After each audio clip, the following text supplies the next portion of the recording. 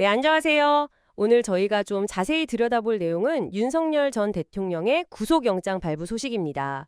여러 방송사 속보 영상 또 분석 보도들이 있었는데요. 이걸 바탕으로 해서 핵심 내용이랑 좀 주목할 만한 지점들, 네, 그걸 짚어보려고 합니다. 네. 이 상황을 좀 입체적으로 이해하시는 데 도움이 되도록 저희가 정리해 보겠습니다. 네, 바로 시작하죠. 우선 가장 중요한 소식부터 법원이 윤석열 전 대통령 구속영장을 발부했습니다. 네, 맞습니다. 연합뉴스 TV 속보를 보면 이게 지난 3월에 구속 취소로 풀려났었거든요. 그렇죠. 넉 달 만이네요. 다시 구속되는 상황인데 그럼 서울구치소에서 계속 있는 건가요? 네, 맞습니다. 서울구치소에서 계속 구속 상태로 지내게 되는 거죠. 아, 영장 발부 결정까지 과정은 어땠습니까? 심사가 꽤 길었다고요. 네, 어제 오후였죠. 7월 8일 오후 2시 22분. 그때 시작해서 밤 9시쯤. 밤 9시요? 네, 그러니까 약 6시간 40분 정도 걸린 셈입니다. YTN 보도를 보면 그래요. 꽤 길었네요. 네.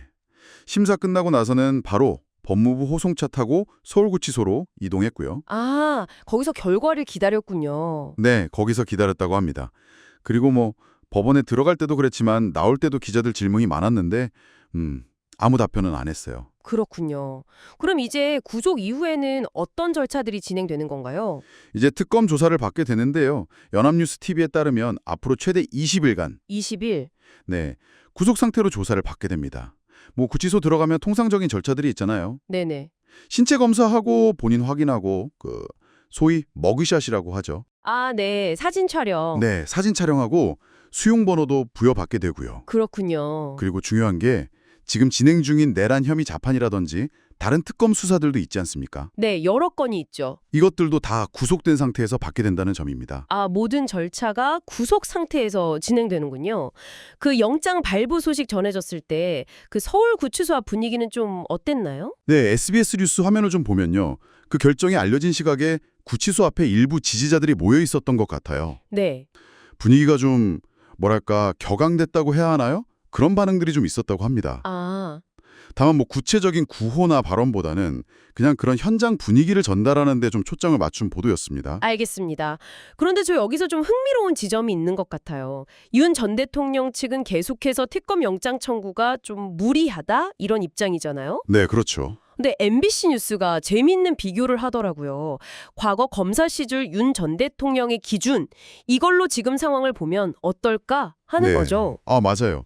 그 보도 내용이 좀 인상 깊었는데 특히 서울중앙지검장 시절을 보면요. 구속수사, 이거 정말 필요하다고 여러 차례 강조했었죠. 네, 강하게 주장했었죠. 심지어 법원이 영장 기각하면 비상식적이다 이렇게 강하게 비판하기도 했고요. 네, 또 뭐 대선 후보 시절이었나요? 수사 과정에서 좀 안 좋은 일이 생겼을 때 그건 본인 책임이다. 뭐 이런 취지의 발언도 해서 좀 논란이 되기도 했었잖아요. 네, 기억납니다. 그런 과거의 강경한 입장이랑 지금 본인 상황이랑 좀 대비가 되는군요. 특히 이번 영장 청구가 너무 서둘렀다 이런 비판도 있었는데 여기에 대해서도 MBC가 반박을 했죠. 네, 맞습니다. 그 시간 부족 주장에 대해서 과거 중앙지검장 시절에 직접 수사했던 사건들하고 비교를 하더라고요. 아, 다른 전직 대통령들 사례 네, 이명박 전 대통령 같은 경우는 첫 조사하고 5일 만에, 5일. 양승태 전 대법원장은 7일, 박근혜 전 대통령은 6일 만에 영장이 청구됐다는 거예요. 꽤 빨랐네요, 그때도. 그렇죠. 그런데 이번 윤 전 대통령은 첫 소환 조사하고 8일 만이었거든요. 8일?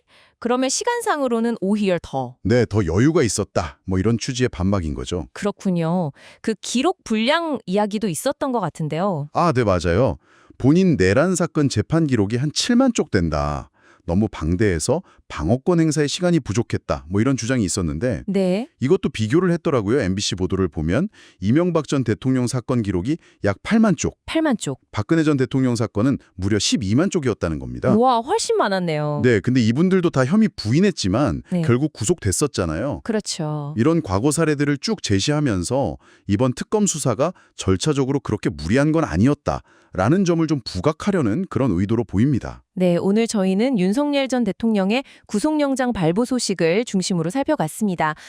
사건 진행 과정, 또 외부 반응, 그리고 특히 과거 검사 시절 모습과의 비교, 이걸 통해서 이 상황을 좀 다각적으로 본 것 같네요. 네, 전직 대통령이 다시 구속되는 이런 이례적인 상황, 그리고 이걸 둘러싼 여러 시각들, 특히 과거와 현재가 이렇게 대비되는 지점들이 여러분께도 여러 생각을 하게 만드는 것 같습니다. 그렇죠. 과거 자신이 그토록 강조했던 엄격한 수사 원칙, 그 잣대가 현재 자신에게 이렇게 적용되는 모습을 보면서 글쎄요, 권력과 사법 시스템의 관계랄까 아니면 공정성이라는 가치에 대해서 우리는 어떤 질문을 던져볼 수 있을까요? 네, 생각해 볼 만한 지점인 것 같습니다.